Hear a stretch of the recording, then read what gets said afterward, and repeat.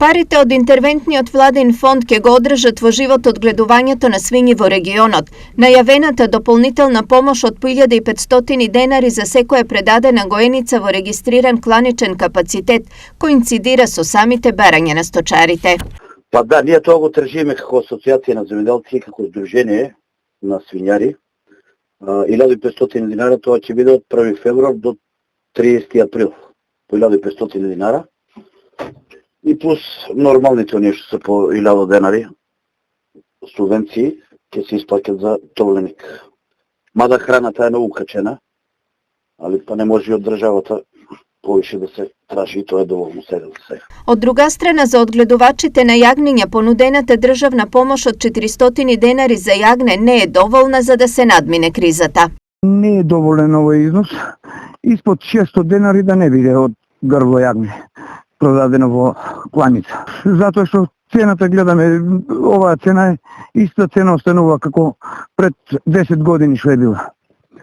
Еве јагнето го продадеме на иста цена пред 10 години, а сега бензино е 100 денари, беше нафтата, се е покачено, житото е покачено, јачменот, значи се е покачено. Интервентниот владин фонд за земјоделство, кој е усвоен вчера на влада, се однесува на производителите на стратешки култури. Со истиот за одгледувачите на свињи и јагниња се предвидени 2 милиони евра.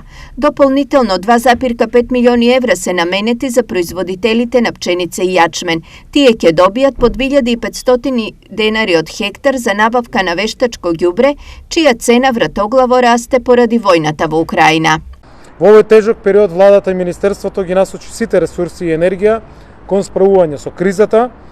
Ние продолжуваме со разговори со сите останати засегнати страни, економско-социјални партнери на министерството, да ги предвидуваме работите, да ги решаваме проблемите, да наоѓаме пласман на земјоделските производи за сите предизвици со кои што се соочуваме или ќе се соочи секторот. За средства од владиниот интервентен фонд земјоделците ќе може да аплицираат до 1 мај, а парите на сметка ќе ги добијат најдоцна до 30 јуни.